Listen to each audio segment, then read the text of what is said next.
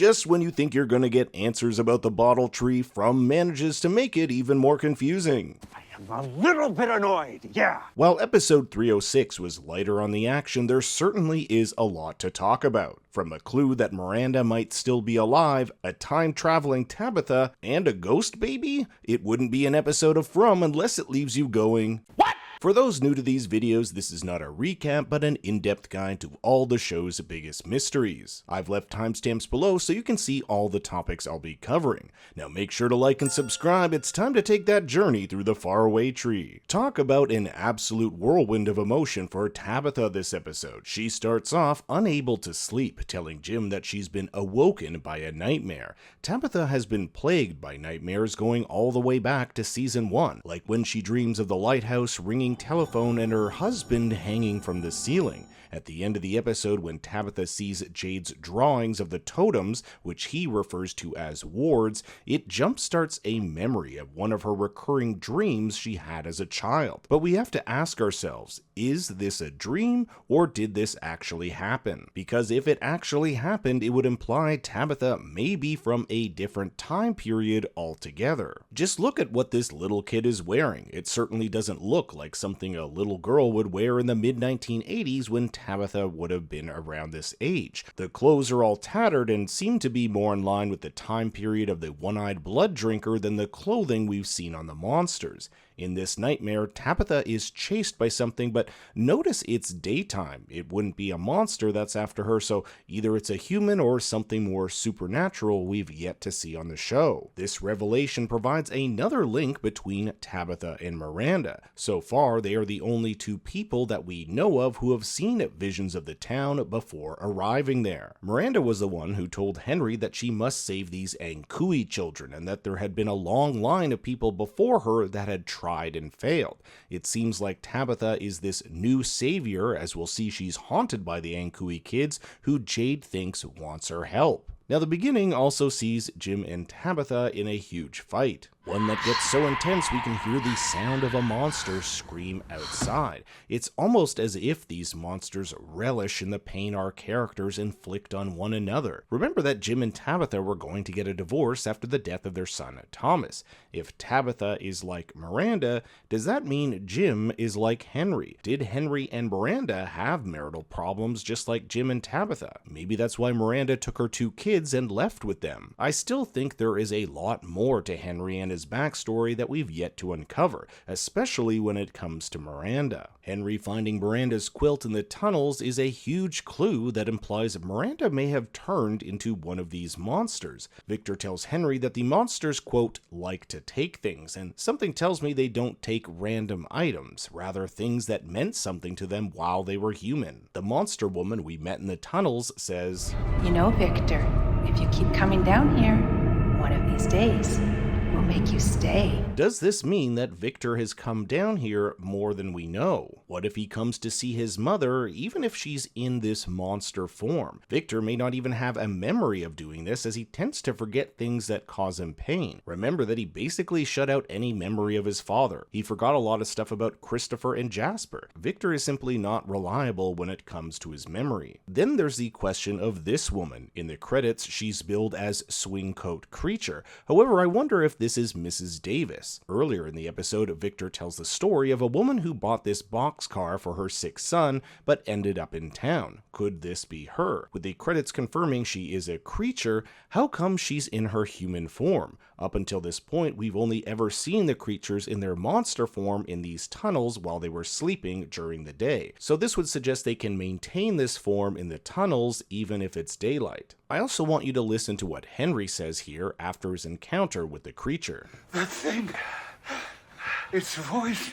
Is he merely surprised that these monsters can talk, or is this a voice that he remembers? Henry and Victor are successful in retrieving Jasper, which Victor believes may hold a clue in saving them. Victor said he overheard Jasper telling Christopher a story once, and they need to get him to tell it again. If it's the same story we saw when Victor was a child, it certainly made Christopher upset. So how is Victor going to make this dummy talk? They may have to bring this dummy back to where it talked in the first place. Maybe it needs Christopher, or perhaps Jade, who's the only character to see both Jasper and Christopher in his hallucinations. The quest to decipher the messages in the bottle tree continues as Jade learns about a second tree. This is the tree Boyd and Sarah discovered way back in season 1. Now, there are some important differences between these two trees and the messages contained within their respective bottles. First, the trees themselves are different. One is a faraway tree and the other is not. Second is the type of parchment used.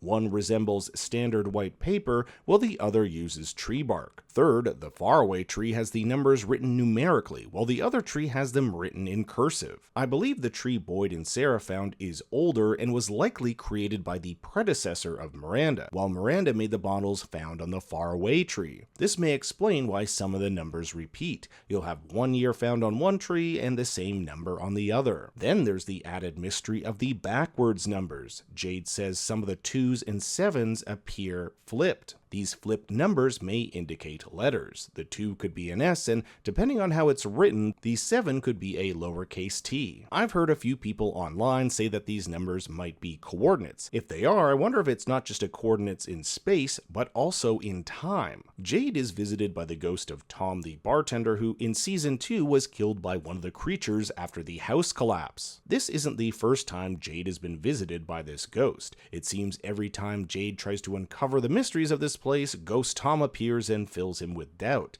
For example, Jade believes this place has a design, that among what seems like chaos is a plan. He just has to figure it out, and Tom tries to dissuade him from looking further into this tree, stating it's just something somebody put there. Yet at the same time, he tells Jade that if he wants to beat this place, he'll have to sober up. Drug use and uncovering secrets to this place go hand in hand. Henry told Tabitha that it was after they did acid that Miranda started to get visions about the town. So by Tom telling Jade to sober up, is he helping or hurting Jade's discoveries? I wonder if Ethan might be the key that cracks the code here. Did anyone else find it odd that he just happens to be reading a book in Chinese that looks to be about different types of plants? I mean, is there not a more fun book to read? I'm curious if this will help at some point later on. Marielle, the former drug addict, is, well, in front of all the drugs, as Kenny brings in some much needed supplies. If you've seen my episode 305 video, you'll know I have a lot of suspicions about her, namely that she is the one who gave Fatima the medicine after she came in to check on her baby. Now she's giving Randall medication too. Fatima told Ellis about her weird cravings after she was caught eating those rotten crops. However, it's never mentioned whether she told anyone about tasting Nikki's blood. Luckily, the ambulance that just arrived in town has a portable ultrasound, so they can get a look at the development of this baby and see if everything is alright. To everyone's shock, no baby can be found. This raises a ton of interesting questions.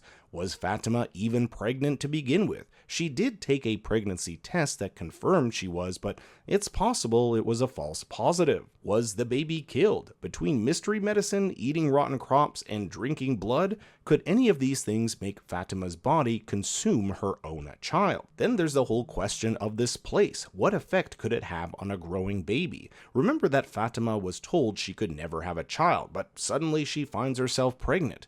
What about the town's magical healing properties? Several of our characters have suffered serious injuries that heal at insanely fast rates. In season 1, Tabitha remarks that Ethan's wound has healed very fast, or how about Ellis's injury in season 2? What should take weeks to heal mends in a matter of days. And correct me if I'm wrong, but I don't think we've heard anything about the status of Tilly's cancer since her arrival in season 2. She gave up her morphine to Christy, stating by the time she needs it, she won't be in any shape to administer it. But what if she's been healed? Would it be even crazier if Tilly's cancer was cured in exchange for Fatima's baby, and that's why Tilly has taken such an interest in her? I've theorized that this isn't Tilly's first time in town, which may explain why she dances for joy in the rain upon her arrival, something she said the tarot cards helped with. Elgin decides to take on a new hobby as the Colony House photographer, and if you've seen some of his pictures, it's definitely something he can improve on. One photo in particular catches Elgin's eye, this one of Fatima where he sees the Kimono Woman behind her. It's long been speculated that there's some sort of connection between this ghost and Fatima, and this new revelation only strengthens strengthens that. The woman asks for Elgin's help and in return states that she can save all of them and help them get back home. I immediately got red flags as this sounds a lot like whatever had a hold of Sarah in season 1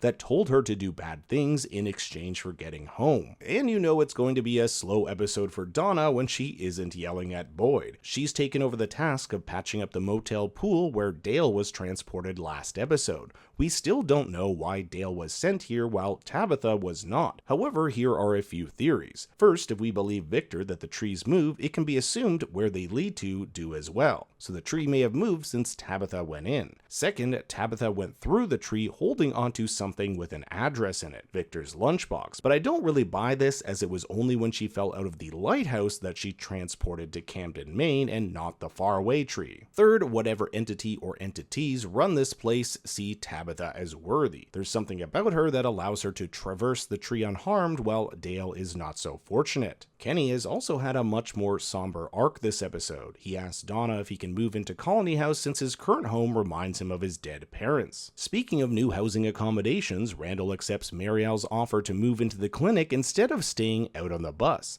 We get a look at his grisly scar and finally some acknowledgement from Marielle of what she witnessed while under the spell of the evil entity. We've never really had a Randall, Marielle, and Julie sit down, just the three of them, where they can discuss what happened, but it looks as though the show is bringing these three closer together. We'll also see Julie offer Randall some weed as it helps keep the screams out of her head. We also don't get any more information on Randall's carving or that book he was writing in. Although in my last episode I remarked that this carving looks a lot like those wards. Randall once again reiterates that what if this thing that took control of them isn't over, and I tend to agree with him. I believe at least one, if not all three of them could be working for the enemy, even if they don't know it themselves. But what did you think of this week's episode? I want to hear your thoughts and theories in the comments below. Thanks for watching, be sure to like and subscribe, and for more bad takes you can follow me on Twitter and Instagram at ThinkStoryYT.